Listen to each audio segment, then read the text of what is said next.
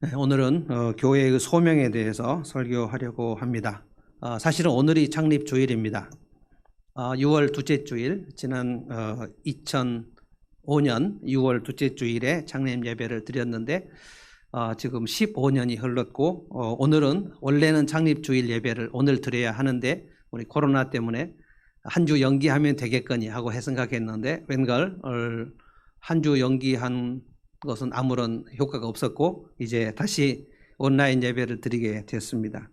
2005년 6월 둘째 주일에 보정동에 있는 6층 패밀리 상가 거기에서 한 12명, 14명 정도 창립 멤버들과 함께 예배 드렸고 본당이 그때 한 35평, 이 예배당 건물의 한 절반 정도 되는 것 같습니다. 아주 조그만 예배당, 거기에 제 생각에는 너무나 많은 성도들이 그때 축하하러 왔고요. 너무 더웠습니다. 6월 둘째 주일인데 너무나 많이 더웠고 거기에 뭐 에어컨 시설이 좋지 않아 가지고 땀을 뻘뻘 흘리면서 예배를 드렸던 생각이 납니다. 그때 제가 있었던 그 교회 청년들이 한 10명 정도 함께 했고 지금은 거의 이제 시집가고 장가가고 또 어저께 우리 전효식 강도사님이 목사 안수가 되므로 이제 시집 장가 보내는 그런 심정으로 떠났습니다. 어제 많은 생각을 했고요. 정말 가서 축하하고 싶었지만 가족들 외에는 또 제한한다 그래가지고 가지 못했고 우리가 카톡으로 주고받았고 목사 안수 가운을 입고 사진을 찍은 걸 보니까 좀 그 감회가 새롭습니다. 우리 최기현 사모하고도 같이 카톡을 많이 나누고 또 제 아내하고도 전화 통화를 하고 저하고 제 아내가 많이 보고 싶은 날이었다고 그렇게 얘기했다고 합니다. 지난 주일에 이어서 소명에 대해서 좀 생각을 해보겠습니다. 지난 주일은 개인 소명에 대해서 생각을 하고요. 오늘은 교회 하늘문교회 소명에 대해서 생각을 하려고 하는데 저에게 많은 분들이 개인 소명에 대해서 잘 모르겠다는 말씀들을 했어요. 어렵다고 말합니다. 내가 뭘 잘하는지를 잘 모르겠다 이렇게 얘기를 했습니다. 그런데 괜찮은 것 같아요. 제가 생각할 때 소명은 오늘 내일을 다 찾는 것이 아닙니다. 어쩌면 우리 평생에 걸쳐서 찾아야 할지도 모릅니다.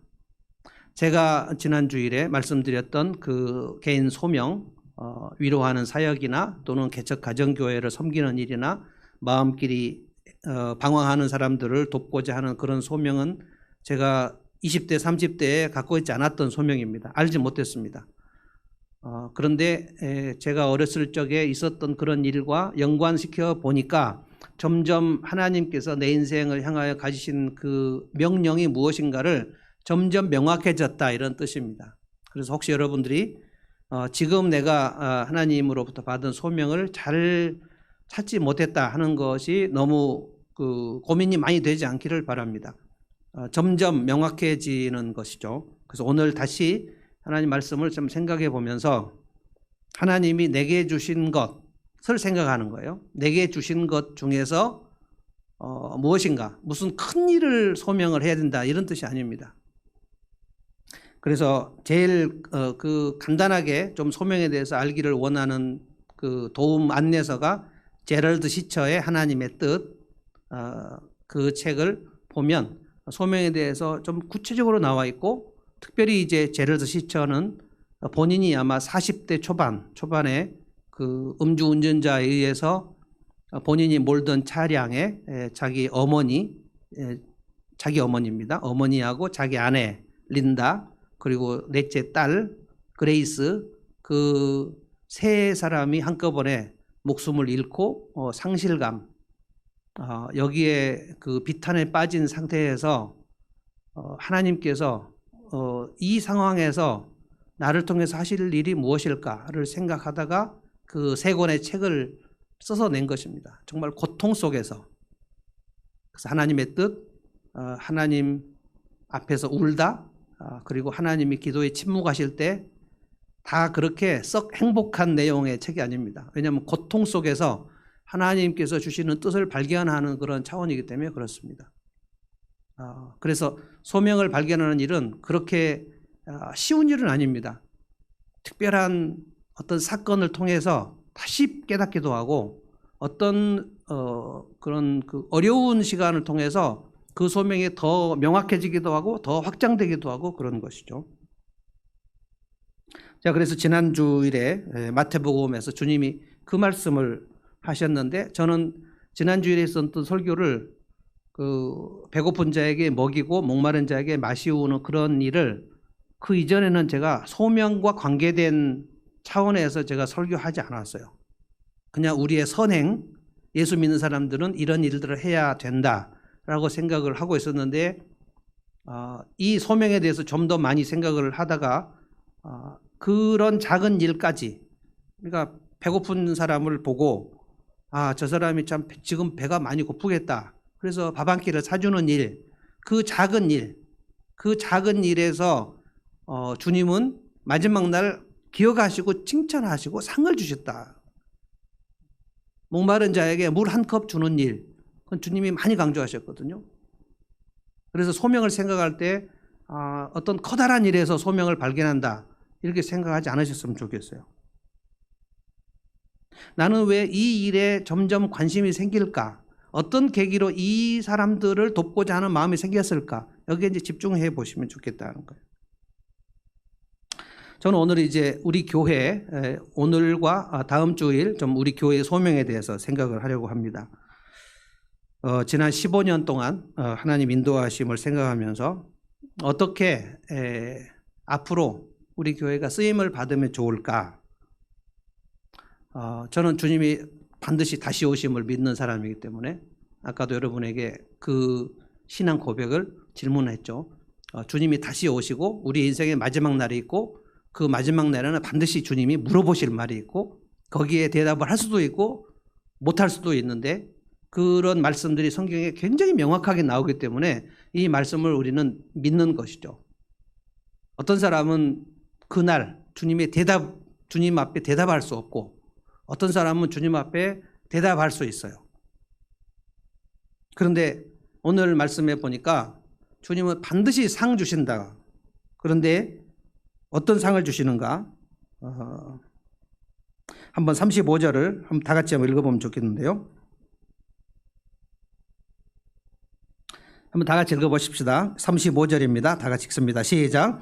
그러므로 여러분의 확신을 버리지 마십시오. 그 확신에는 큰 상이 붙어 있습니다. 무슨 상인가? 큰 상입니다. 큰 상. 큰 상을 그 한자로 대상이라고 그럽니다. 대상. 우리가 대상을 받는 그 기쁨, 우리가 살면서 무슨 얼마나 우리가 대상을 받겠습니까? 우리 뭐 청룡 영화제나 또 뭐 우리 그 유명한 감독 이렇게 대상을 받죠. 그랑프리라고 하죠. 그랑프리.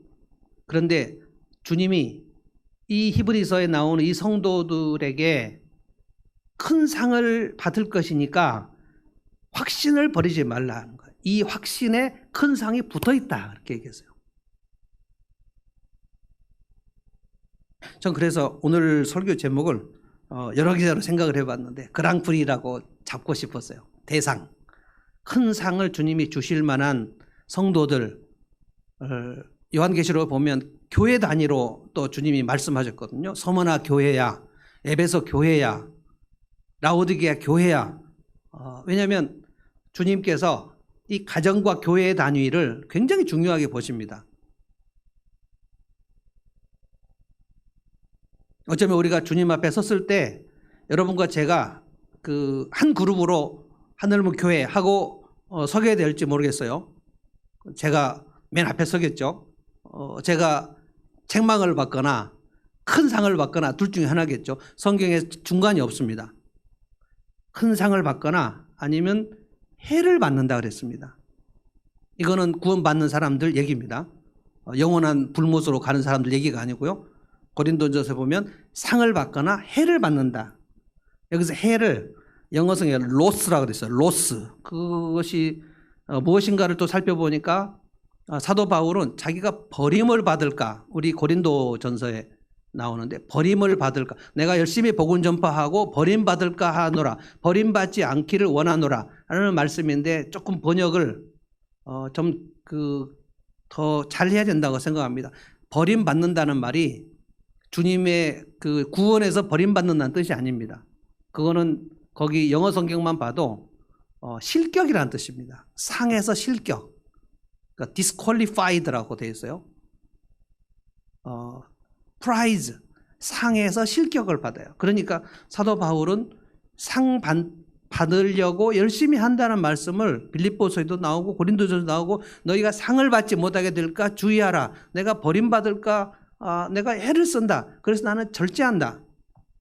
여러분 내일 그 매일 성경 본문을 좀 주의 깊게 보시기 바랍니다. 내일 제가 음성 파일로도 올릴 텐데요. 굉장히 중요한 말씀이 있습니다. 상을 받는 자들은 자기 삶에 대해서 굉장히 절제를 합니다. 절제가 어떤 것이 내가 상을 받기 위해서 어떤 것을 절제하는가에 따라서 그 절제하는 목록에 따라서 주님이 상을 주신다 그랬어요. 그러니까 상이 없는 사람은 절제가 없어요. 왜 절제를 하냐면 내가 누군가의 영혼을 구원하는 일을 위해서 절제합니다. 사도 바울은 그래서 결혼을 절제했고요. 그 다음에 고기 먹는 일을 절제했고요. 그 다음에 베드로 사도나 다른 사람들은 다니면서 사역하면서 사례를 받았는데 본인은 특별히 결심하기를 나는 어떤 교회에서도 사례를 받지 않겠다. 내가 일해서 내 생활비를 책임지겠다.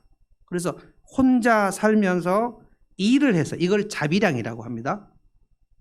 그래서 선교사님 중에 본인이 일을 해서 가는 전문인 선교사들을 텐트 메이커라고 해요. 자비량 선교사라고 해요. 근데 이걸 왜 하는가? 그래서 많은 사람들이 고린도 성도들도 그렇게 비난했습니다. 사도 바울은 아마 사도로서 자격이 결핍돼 가지고 자기가 좀 부족하다고 생각해서 그냥 결혼도 못하고 그리고 사례도 안 받고 그리고 고기도 안 먹고 이렇게 좀 못나서 그런가 보다라고 비난했어요. 그러니까 사도 바울이 거기에 대해서 반박하면서 너희가 그걸 모른다. 마지막 날에 상 주시는데 상 받을 사람들은 다 절제한다. 그래서 마라톤에서 우승하려고 하는 사람들이 1등을 하기 위해서 얼마나 훈련하면서 절제를 하겠느냐. 그래서 상은 훈련 코스에서 이미 결정된다. 저는 그래서 오늘 여러분들하고 저하고 이 하늘문교회가 마지막 날에 단체로 모여가지고 큰 상을 받기 위해서 무엇을 하면 좋겠는가. 저는 제가 30살에 목사 안수를 받고 지금 60이 돼서 신학을 30년 한 것 같습니다. 30년 하고 그리고 이제 하늘문교회 15년을 목회를 하고 성경을 연구하고 또 묵상하고 한 그 결과로 마지막에 큰 상을 받는 교회는 어떤 교회인가 제가 결론을 냈습니다. 큰 상을 받는 교회는 어떤 교회인가? 여러분 그 스마트폰 앞에서 한번 따라서 하시기 바랍니다. 다 같이 따라서 한번 하십시오. 따뜻한 교회. 본당에 있으신 분도 좀 큰 소리로 한번 따라서 해보십시오. 따뜻한 교회. 이것입니다.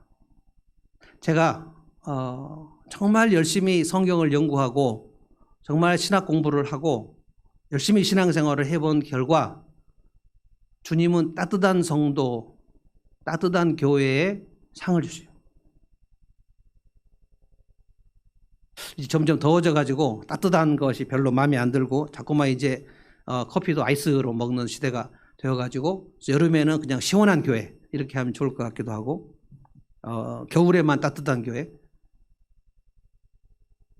저는 우리 교회가 따뜻한 교회가 된다면 지금도 좀 따뜻합니다만 좀 더 따뜻한 특별한 그 관심을 기울여서 따뜻한 교회가 되기를 결심한다면 여러분들이 저하고 같이 이것에 집중하다가 주님 앞에 선다면 반드시 큰 상을 받을 수 있다.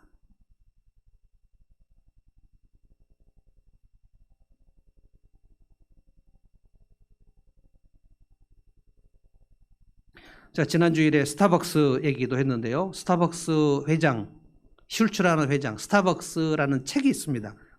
제가 그렇게 좋아하는 커피는 아닙니다만 이 스타벅스 슐츠의 가슴에서 가지고 있었던 그 꿈 뭐냐면 지친 현대인들의 일상에 오아시스를 선물하자. 정말 스타벅스가 그렇게 하고 있는지 모르겠는데 그들의 그 직원들의 모토는 그겁니다. 커피 한 잔을 통해서 그 지친 사람들에게 오아시스를 선물하자. 그 마음으로 이제 한다는 거예요. 코카콜라는 어떻게 하냐? 전 세계인의 몸에 콜라가 그렇게 하라. 매일 먹게 하자는 거예요. 우리는 복음화를 말하지만 그들은 콜라화로 사는 거예요. 그러니까 이런 꿈을 가지고 코카콜라를 만드는 사람들. 요즘에 제가 그 지난주에 잠시 얘기했는데 일론 머스크라는 사람, 여러분에게 생소할 수도 있는데요. 지금 4차 산업혁명에서는 가장 핫하게 떠오르는 사람입니다. 일론 머스크, 남아프리카 공화국에서 태어나가지고 캐나다에서 유학을 하고 그리고 미국 가서 지금 로켓을 만들고 있습니다. 2002년에 로켓 회사를 설립했는데 이 로켓을 우주로 보내는 일은 미국이나 러시아나 국가 단위에서만 하던 일입니다. 꿈도 못 꿨던 일이에요. 개인 회사는. 그런데 이 사람이 이런 무지막지한 회사를 설립해서 이게 스페이스 X라는 회사입니다. 이 사람은 정말 그 가슴에 꿈을 가지고 있어요. 그 꿈이 뭐냐면 지구인들을 화성으로 보내자는 거예요. 지금 우주 정거장, 지금 지구 바깥에 우주 정거장에 그 러시아와 미국에 있는 우주인들이 거기에 머물면서 그 우주를 관측하고 이렇게 뭐 지구에다 교신하는 그 우주인들이 지금 한 4명인가 5명 거기에 있다고 그래요. 그런데 거기에 미국 나사에서 새로운 우주인들을 그쪽으로 보내는데 나사에서 보낼 때 2사람을 보내는데 돈이 너무 많이 들어가지고 이 스페이스 X의 로켓을 임대해가지고 인간 택배를 그 우주 정거장에다 2명을 보내는데 이 일론 머스크에게 요청을 해가지고 이 스페이스 X의 회사에서 로켓을 보내요. 지금 그런 일을 하고 있습니다. 그러니까 이 사람은 그게 전부가 아니에요. 성경하고는 좀 동떨어진 생각을 하고 있는 사람이에요. 일론 머스크의 생각은 이 지구는 멸망한다. 이 지구는 곧 다 쇠퇴해가지고 멸망한다. 그런데 새로운 행성을 찾아야 되는데 그게 화성이다. 그래서 화성으로 사람들 이주시키자. 그래서 화성에 일단 관광을 보내고 그래서 100만 명을 이주를 시킬 계획을 가지고 있어요. 지금 나이가 50도 안 됐습니다. 48살 정도인가 됐어요. 놀라운 게 로켓을 계속 개발해가지고 무슨 로켓을 개발했냐면 이제까지 미국이나 러시아에서 로켓을 발사하면 그 로켓 추진체 그게 가다가 터지고 하면서 맨 마지막에 쭉 가는데요. 제가 이 정도밖에 설명할 수 없습니다. 그런데 이 우주 로켓 본체는 올라가면 다시 재활용되지 않았어요. 이제까지. 올라가면 끝입니다. 그냥 다 공중으로 날아가 버리는데 이 사람 무슨 생각했냐면 이거를 재활용할 수 있다. 그래서 로켓 본체가 올라갔다가 그 우주인들을 보내고 그 본체가 다시 착륙해요. 막 불을 일으키고 올라갈 때 여러분 막 엄청난 불을 일으키고 올라가잖아요. 올라가는데 다시 돌아와요. 그게. 이거 로켓 역사상 처음 있는 일입니다. 다시 돌아오는데 불을 막 밝히면서 그 올라갔던 그 자리로 와요. 로켓 2대가 내려오는데 제가 온라인으로 봤는데 그때 막 그 일론 머스크 스페이스 X 회사 사람들이 그걸 보고 있다가 막 하면서 그렇죠. 처음 있는 일이에요. 그러니까 로켓을 재활용하는. 그래서 굉장히 값을 내려요.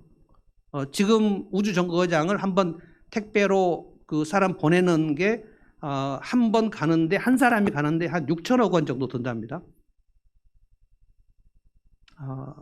우리도 이제 갈 수 있는데 돈을 많이 벌어야 되겠죠. 우리 세대에는 안 되고 아마 은유 세대에는 화성을 여행하는 거를 패키지를 할 수 있을지 모르겠어요. 주님이 그때까지 안 오시면. 저는 이분에게 다 뭐 동의하고 이런 건 아니지만 그가 가진 그 꿈이 계속 요즘에 과학에 별로 관심이 없는 사람인데 계속 일론 머스크 동영상을 보고 있어요.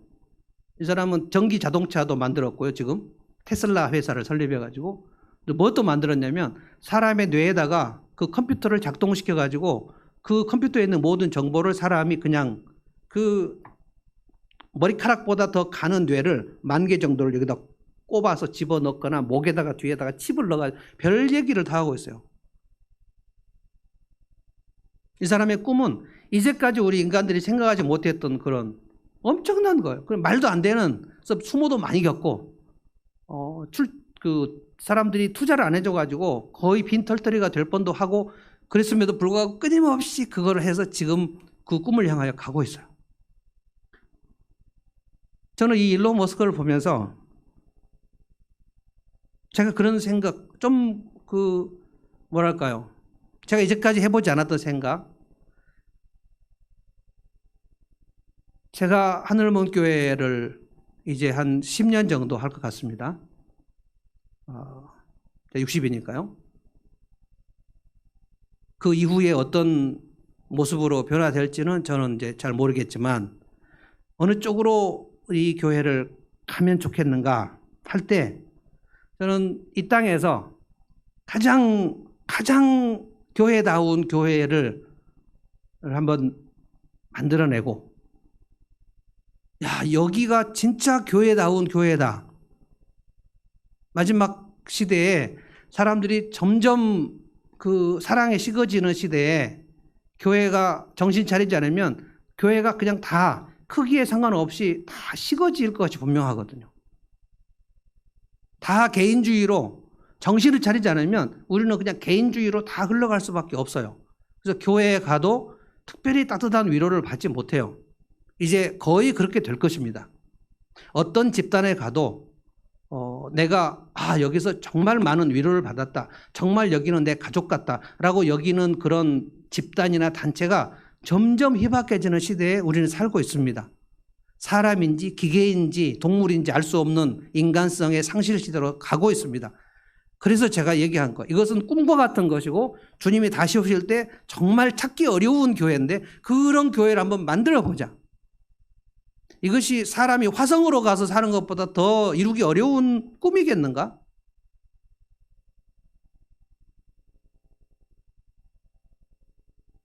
(21세기에) 주님이 다시 오시는 그 시간에 세상에 찾기 어려운 교회가 하나 있는데 그 교회가 하늘문 교회다.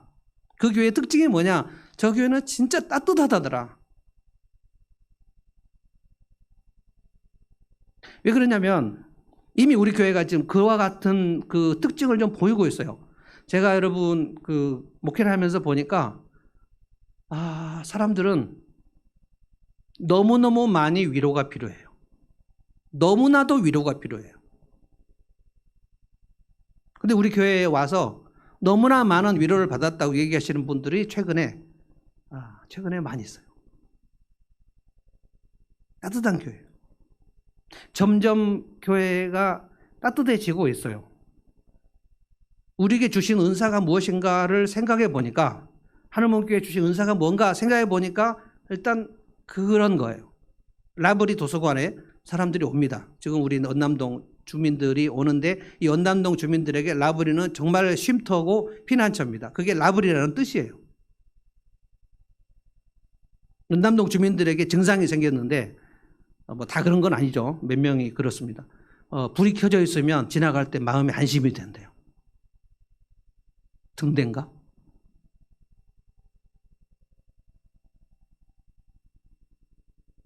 카니발이 있으면 또 마음이 놓인대요. 근데 이따가 또 사라졌대요. 또 제가 왔다 갔다 하거든요. 라브리는 불이 꺼져 있고 지금 제가 이제 혼자 왔다가 그냥 숨만 쉬고 성경 연구하다가 집에 가고 이제 그렇게 하는데 어떤 분이 그러더라고요. 카니발에 있는 것 같아서 반가웠는데 금방 사라져 버렸다고. 불이 켜져 있으면 안심이 된다. 이게 무슨 뜻이겠습니까? 그러니까 오면 쉴 수 있다는 거예요. 이미 지금 이 일들을 하고 있어서 제가 가만히 생각해 보니까 우리 교회의 소명이 무엇인가? 그 마음이 식어진 사람들, 어디 가도 위로받지 못한 사람들에게 이 쉼터가 되고 위로가 되는 따뜻한 교회의 특성을 주님이 우리에게 주셨구나. 왜냐하면 저에게도 그런 마음을 주셨거든요.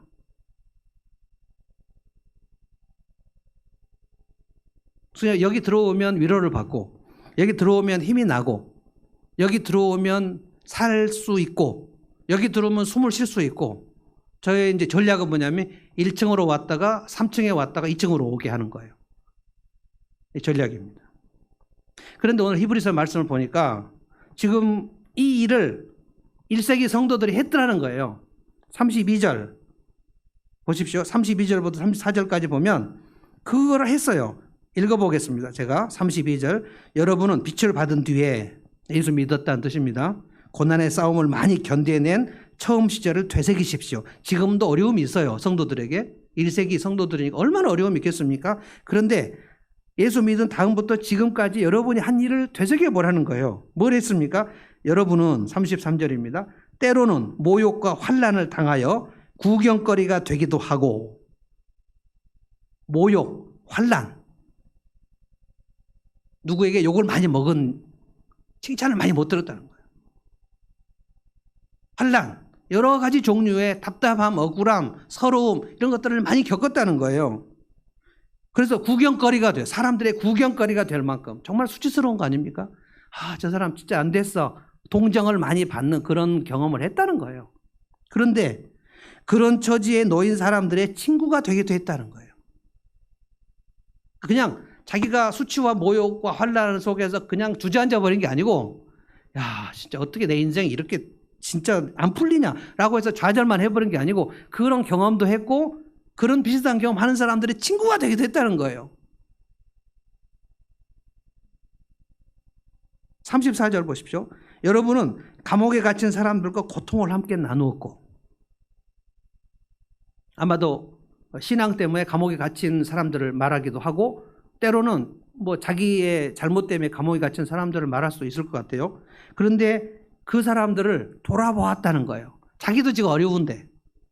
이게 지금 예수님께서 마태복음 25장에 지난 주일에 너희 의인들아, 내가 갇혔을 때 너희가 찾아와 주었다. 내가 아팠을 때 너희가 돌봐주었다. 그게 곧 나한테 한 거다. 라는 이 말씀을 이 1세기 성도들이 실천했다는 거예요.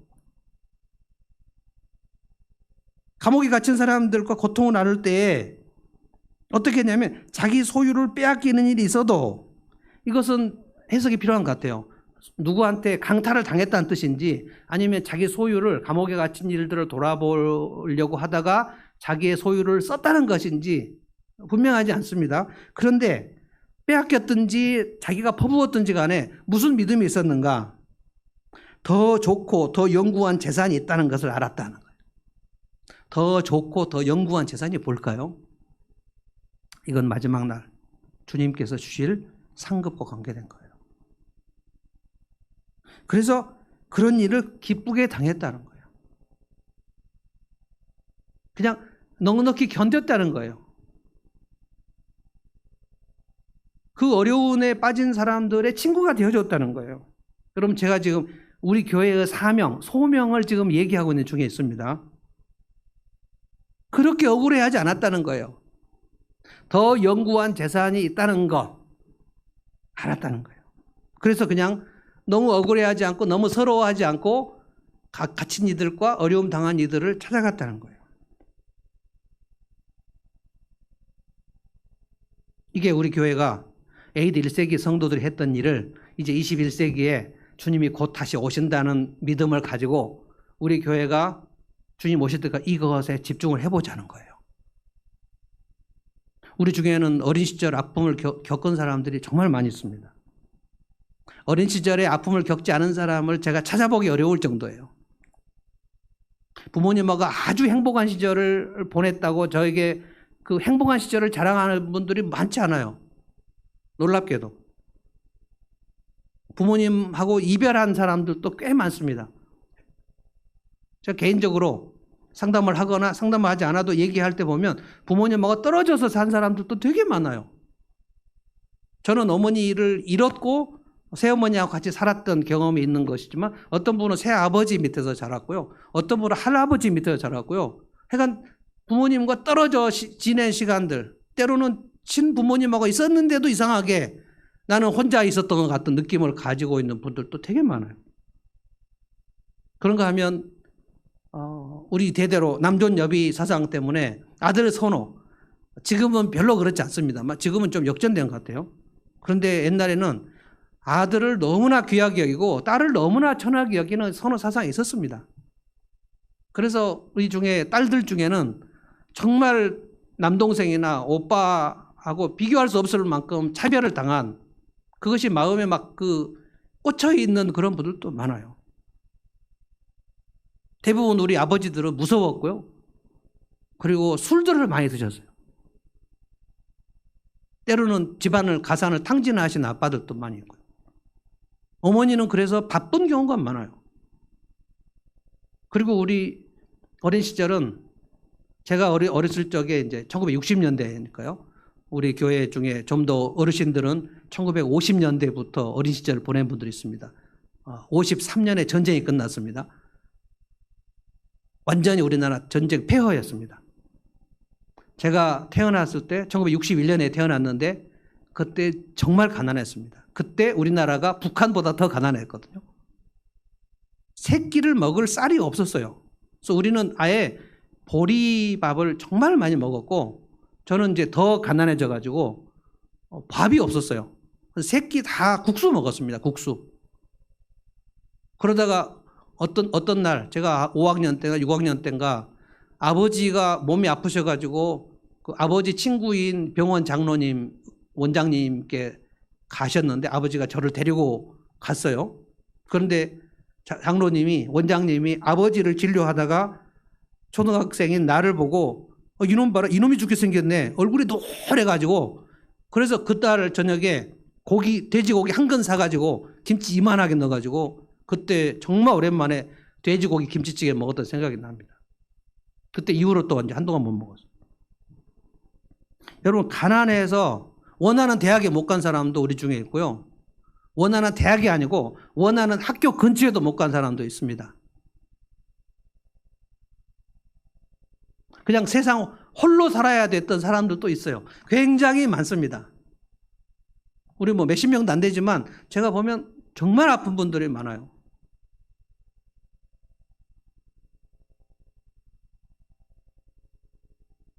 그런데 세상에 누구 한 사람 붙들고 물어볼 사람도 없었고요. 세상에 누구 한 사람 붙들고 위로받을 사람도 없었어요.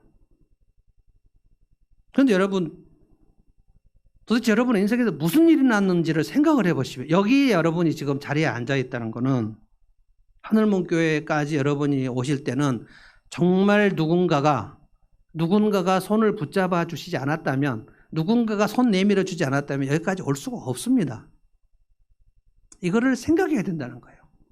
그분들이 누구인지 여러분이 다 기억이 좀 났으면 좋겠어요. 아, 하나님께서 그때 그분들을 통해서 손을 내밀어서 여기까지 나를 오게 했구나. 아, 이건 기적이다.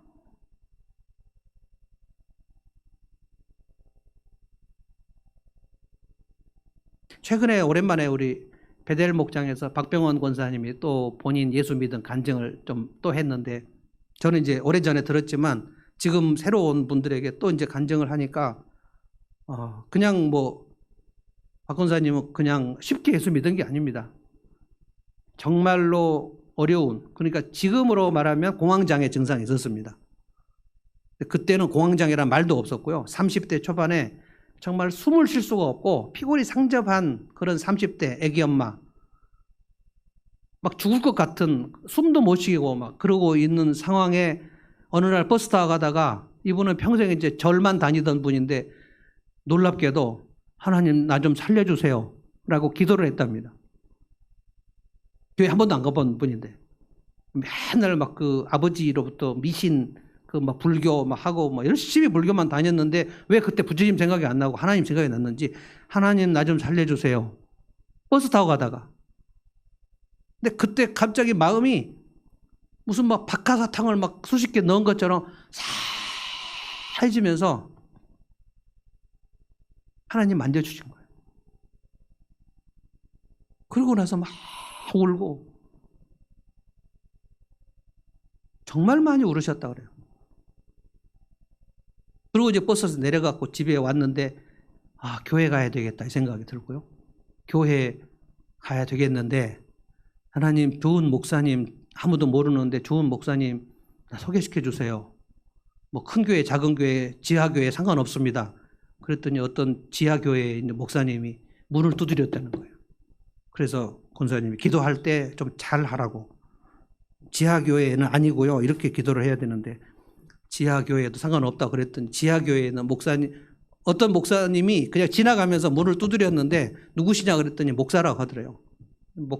목사님 들어오세요. 그러니까 목사님이 지나가는데 아무래도 이 집에 들어가야 될 것 같아서 요즘 같으면 꿈도 못 꿀 일입니다. 어떤 30대 아줌마애가 혼자 있는데 지나가는 목사가 집에 들어와요? 요즘 같으면 있을 수 없는 일이에요. 들어오셔가지고 기도해 주시고 그 다음 날부터 그 개척교회 지하에 있는 목사님 교회 다니기 시작했는데 처음에 지하로 들어가가지고 본당으로 들어가려고 그러는데 너무 두려워서 못 들어가겠더래요. 예배당에 들어가는 그 진입이 너무너무 무섭더래요. 못 들어가고 이러고 있으니까 어떤 분이 문을 열더니 아 교회 오셨어요? 하고 손을 딱 잡아서 쑥, 그래서 그냥 그분의 손에 끌려서 쑥 들어가가지고 그날부터 새벽 기도하고 그리고 거기 가서 울고, 그 교회가 서울에 있는 아주 작은 지하 교회였는데 굉장히 좋은 목사님이었던 것 같아요. 그 박병원 자매, 완전 생 초신자, 깡 초신자가 와가지고 그렇게 울고 막 그러는데 목사님이 그 병원 자매가 울음을 그칠 때까지 여기서 집에 안 가고 계속 기다리고 있다가 어느 날은 기도하자고 그래서 기도를 해주셨는데 막 너무 서로 욕보아쳐가지고 울고 막 한바탕 울고 그렇게 신앙생활을 시작했다. 여러분 생각해보면 이렇게 누군가가 따뜻한 손길을 내밀어 주지 않으면 우리는 살아날 수가 없습니다. 저는 그래서 우리 교회가 이런 일, 환대죠, 환대. 좀 적절하면서도 따뜻한 환대를 우리가 누군가에게 베푸는 그런 교회가 되었으면 좋겠다. 그런 교회가 되면 그런 쪽을 향하여 우리가 계속 애를 써서 눈을 크게 뜨고 내가 좀 누구를 좀 위로하면 좋을까? 내가 누구를 찾아가면 좋을까? 물론 영혼 구원을 해야 됩니다만, 전도를 해야 됩니다만, 영혼을 구원하려고 먼저 가지 말고 그 사람을 불쌍히 여기는 마음을 가지고 위로해 주겠다는 마음을 가지고 먼저 가면 좋겠다는 거예요. 그래서 저는 새 계명이 먼저라고 생각합니다. 새 계명이 가고 서로 사랑하라. 이게 가고, 주님이 우리를 사랑하셔서 그렇게 나를 이끌어 주셨는데 그 생각을 하면서 서로 사랑해서 내게서부터 무엇인가가 흘러가서 그 사람 위로를 받으면 내가 신자라는 것을 알고 그 마음을 연다는 거예요. 그래서 우리는 좀 그 유기농 목회를 했으면 좋겠어요. 유기농 교회. 그러니까 빨리 막 비료 많이 줘가지고 막 자라게 해가지고 이마트에 막 팔고 이런 거 말고 좀 천천히 가더라도 우리의 기본 자세가 좀 따뜻한 사람이 되어야 되겠다. 따뜻한 교회가 좀 돼야 되겠다.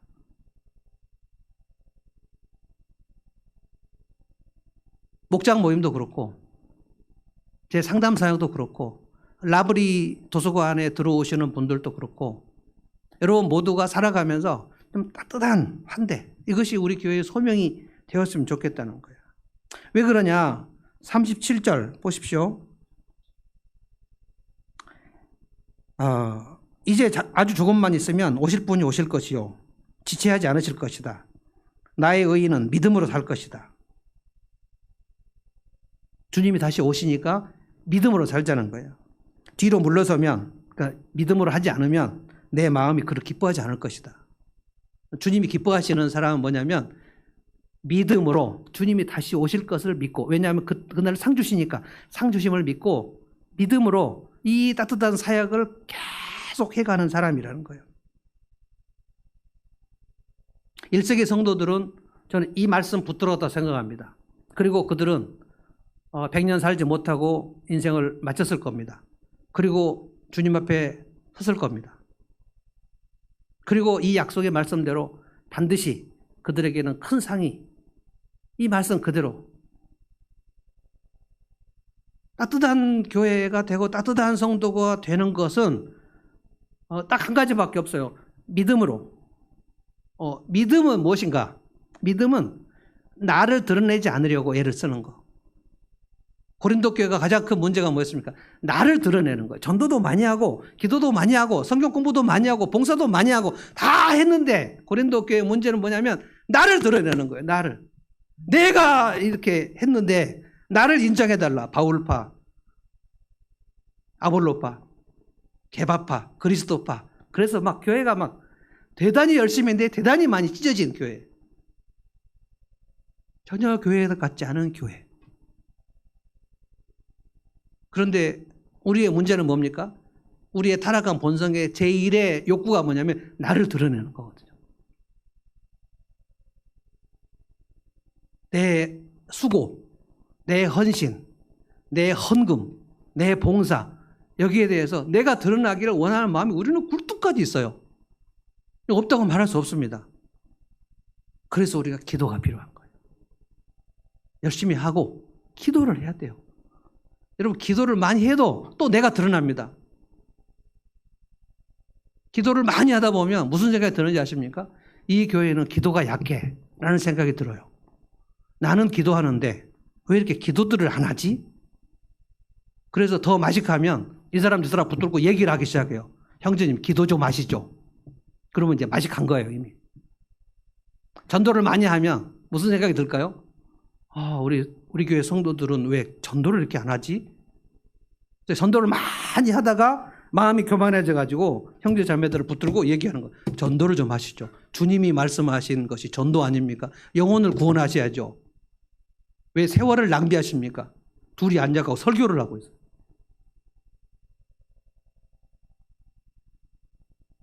그래서 믿음은 무엇이냐면은 내가 따뜻한 사람이 되려고 애를 쓰는 동시에 거기서 불쑥불쑥 솟아오는 나 자신을 드러내는 그 일을 주님의 이름으로, 믿음으로 주님이 드러나고 내가 드러나지 않도록 애를 쓰는 거예요. 이게 정금 같은 믿음입니다. 고린도전서에 보면 고린도전서에 사도 바울이 그 고린도 교회의 문제 때문에 주옥 같은 설교들이 거기서 많이 나왔습니다. 마지막 날에 너희들이 집 지은 거, 건축물 다 주님이 한번 불로 태워보신다. 불로 태워보신다는 거예요. 이거는 아마 상징적인 것일 텐데 불로 태워보는 것이 그 사람의 신앙생활에서 상을 줄 것인가 아니면 상이 없을 것인가를 결정하는 그 평가 기준입니다. 그런데 이렇게 말했어요. 어떤 이는 금이나 은이나 보석으로 집을 짓고, 이게 뭡니까? 불에 안 타는 재료들입니다. 어떤 이들은 나무나 풀이나 짚으로 집을 짓고, 근데 얼마나 크게 짓는가 하는 것은 나무나 풀이나 짚으로는 훨씬 더 크게 지을 수 있겠죠. 근데 마지막 날에 우리의 신앙생활과 수고 헌신을 주님이 불로 한번 싹 태워보시는데 이쪽에 불에 타는 재료들은 싹 타서 아무것도 남지 않을 거다. 이쪽에 있는 건축물은 불로 태워볼 때 하나도 타지 않고 남을 거다. 이 사람들에게 주님이 상을 주신다. 이 사람들에게 구원이 빼앗긴다고 말씀하지 않았어요. 구원을 받는다. 그런데 불 가운데서 나온 구원인 같다. 그럼 믿음은 무엇인가? 이 금이나 은이나 보석으로 집을 짓는다는 건 무엇인가? 이 금은 이미 용광로에서 재련을 다 끝낸 금이에요. 석탄이나 막 금강석이 막 마구 들어있는 것들을 용광로에다가 집어넣어버리지 않습니까? 집어넣어가지고 3,000도, 4,000도에서 돌려버리면 그 물이 다 빠지면서 흙도 빠지고 반석 바위들도 다 빠지고 순금이 나오잖아요. 그 순금이 나오면 그 순금이 그게 성경의 정금 같은 믿음입니다.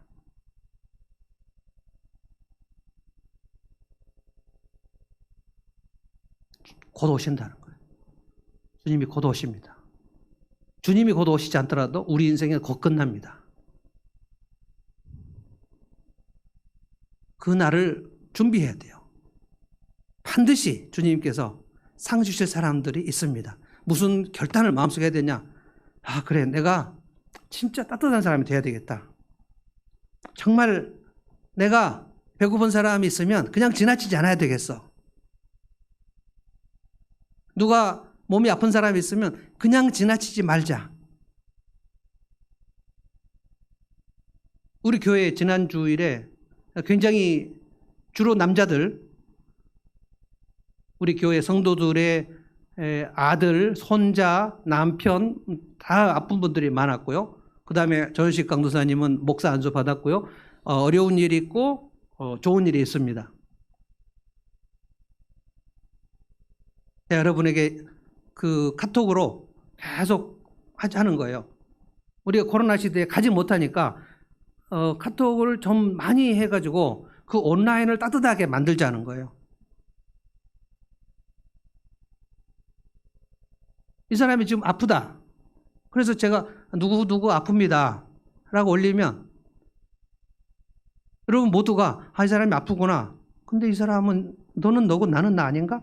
이런 생각이 들면 뭐 이 사람이 아픈데 뭐 그냥 잘 열심히 치료해서 낫겠지. 이런 생각하지 말고, 왜냐하면 아픈 사람과 아픈 사람의 가족은 위로가 필요해요. 제 아내가 아파봤을 때 제가 알겠더라고. 병원에 와서 찾아오는데 너무 그 위로가 되더라고요.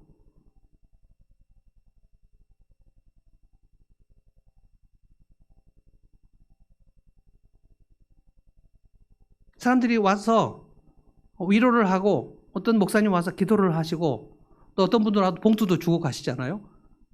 그리고 한 조금 앉았다가 가요. 어떤 사람은 바카스도 갖고 오고 어떤 사람은 뭐 드링크 뭐 갖고 와서 그 봉투와 그것이 문제가 아니고요.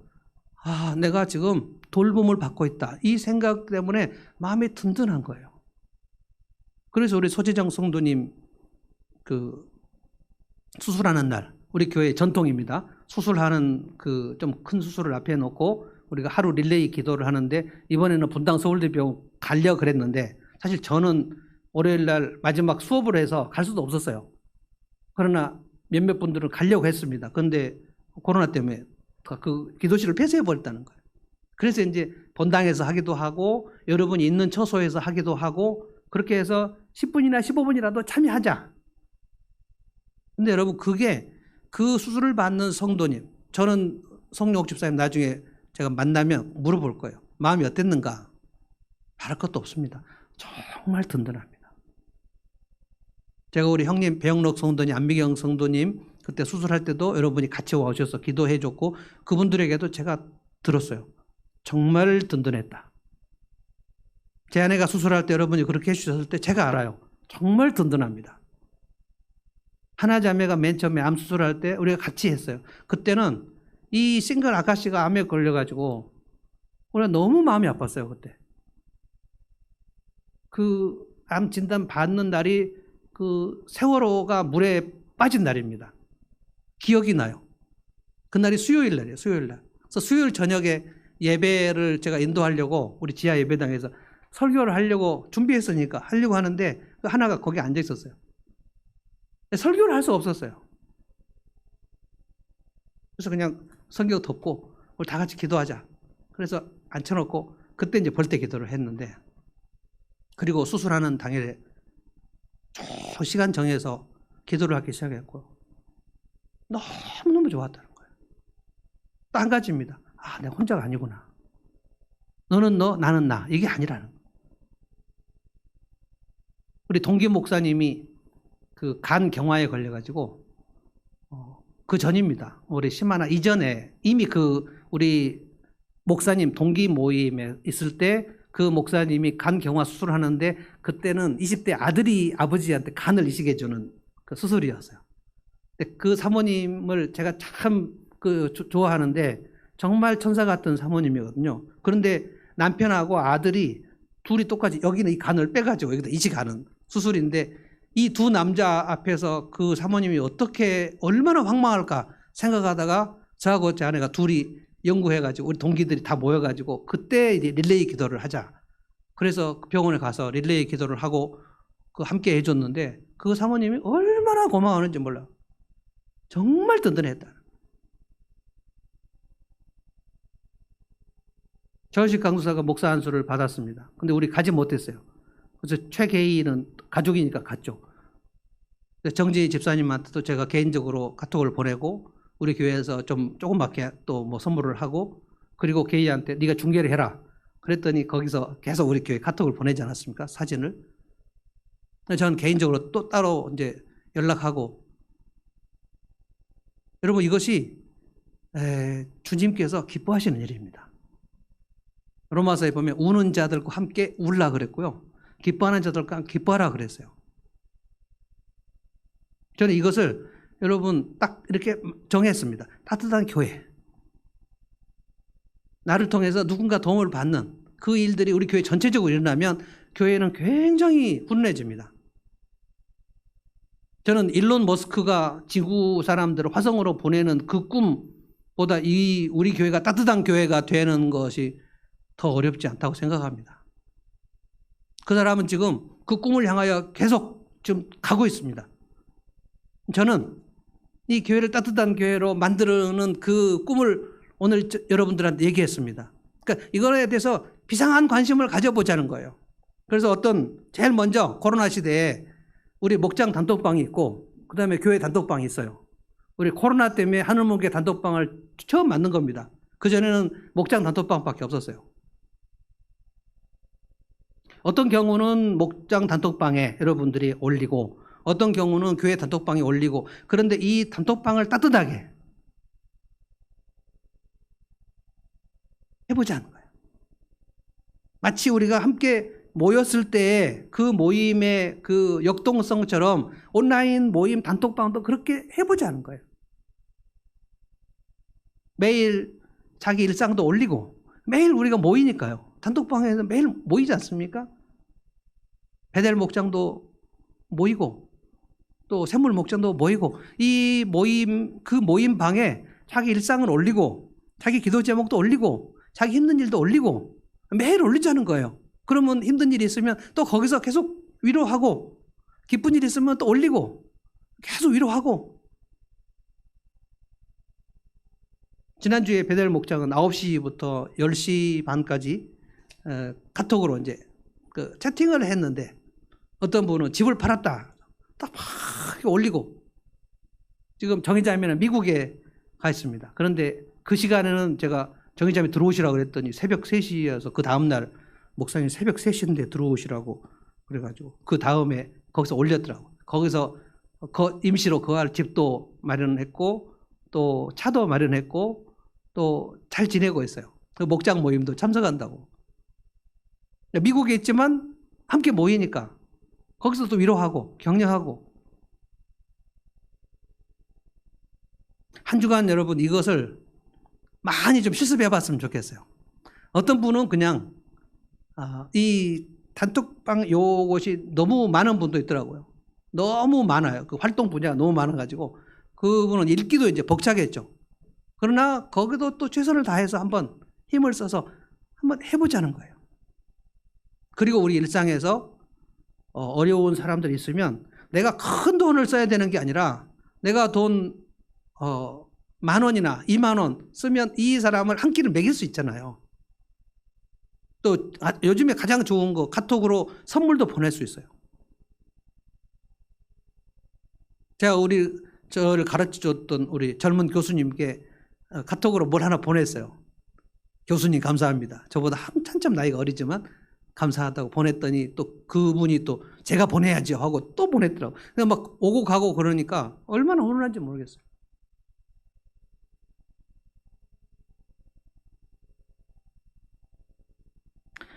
결론입니다. 어떤 교회를 만들어 가면 주님께서 상 주실까? 여러분은 이미 설교를 다 들으셨습니다. 어떤 교회입니까? 따뜻한 교회입니다. 어떤 성도가 되면 좋을까? 저는 그냥 따뜻한 성도가 되면 좋겠어요. 어떤 사람이 되면 좋을까? 그냥 따뜻한 사람이 됐으면 좋겠어요. 왜? 마지막 날 점점 차가워질 것이기 때문에. 마지막 점점 냉담해질 것이기 때문에. 마지막 날에 세상의 가치관은 너는 너, 나는 나일 것이기 때문에. 어차피 세상은 혼자야 라고 사는 사람들이 점점 많아질 것이기 때문에. 우리는 거슬러 가자는 거예요. 우리는 함께 있자는 거예요. 강도 만난 사람이 있을 때 선한 사마리아 사람이, 그 사람이 전 재산을 다 투자한 건 아닙니다. 그냥 가서 보듬어주고 싸매주고 그 사람, 쓰러진 사람을 데리고 가서 거기, 우리로 말하면 병원이겠죠. 병원 가서 내가 이 사람의 치료비를 물겠다. 전체 다 해서 얼마나 들었을까요? 그러나 주님이 기억하셨다고 그랬잖아요. 이 사람이, 어떤 사람이 그 강도 맞는 자 이웃이 되겠느냐. 그럴 때 많은 사람들이 뭐 그냥 보고 지나간 제사장 레위인이 아니고 그 선한 사마리아 그 사람이 그 강도 맞는 자 이웃이겠습니다. 이렇게 하라는 거예요. 이렇게 하라. 그냥 따뜻한 이웃이 되는 거, 그것이 큰 일이 아닙니다. 거창한 일 아니에요. 인생 소명 그렇게 크게 생각하지 마십시오. 우리 교회의 소명은 그냥 따뜻한 교회. 거기에 우리 교회를 다니는 모든 성도들이 거기에 비상한 관심을 갖고 누군가가 오면 너무 오버해가지고 어디서 오셨어요? 어디서 사세요? 막 결혼하셨어요? 이렇게 막 하지 않고 적절한 환대. 적절하게. 그 VIP들은 너무 많은 관심을 막 스포트라이트를 보면 좀 놀랍니다. 그러니까 적절하게. 그러나 따뜻하게. 뒤로 물러나지 않고 믿음으로. 그러면 주님이 곧 오셔서 상 주신다. 아멘. 아멘. 찬송하십시다. 찬송가 545장 우리 찬송하겠습니다.